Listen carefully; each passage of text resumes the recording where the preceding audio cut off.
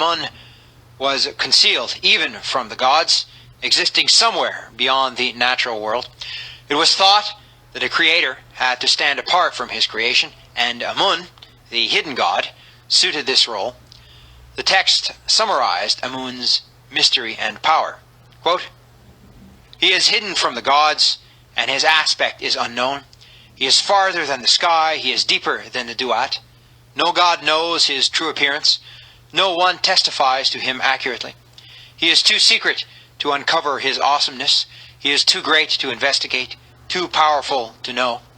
Manifest one whose identity is hidden, as it is inaccessible." End quote.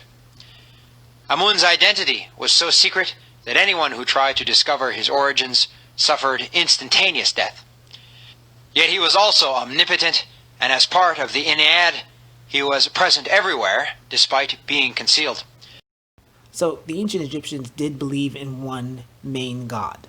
They did.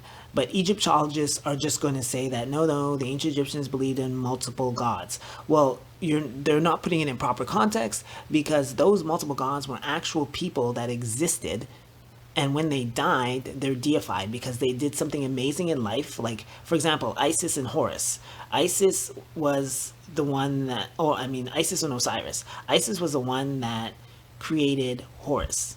That whole scenario is about artificial insemination. It has nothing to do with God putting a bun in the oven. That's what it was about. It was artificial insemination. The Black Madonna and child, it's artificial insemination, which was an amazing feat, what she did back then.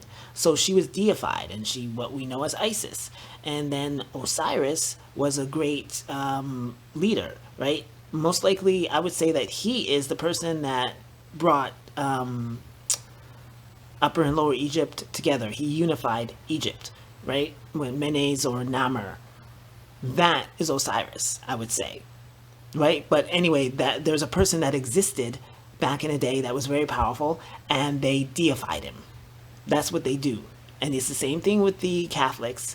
When a priest does something amazing, he dies, then he becomes a saint, right? Same concept. Martin Luther King, in a sense, he's a god to us. So we have a whole bunch of statues of him. We have buildings named after him, street signs named after him. You understand? So we deify him. But the ancient Egyptians did believe in one main god. So when these Egyptologists talk about how, no, they weren't monotheists, like, they don't even know what they're talking about. And they're not putting it in proper context, which just annoys the hell out of me. But they do that all the time. But that's because they are trying to obscure, or they just don't understand what they're talking about, right? But whenever Black people's history is involved, they try to do everything they can to undermine Black people's history and say whatever they want about it, and we're supposed to believe what they say, even though they have an attitude towards Black people, but yet somehow we're supposed to believe what they say about history. It's just maddening. But the ancient Egyptians did believe in one main god.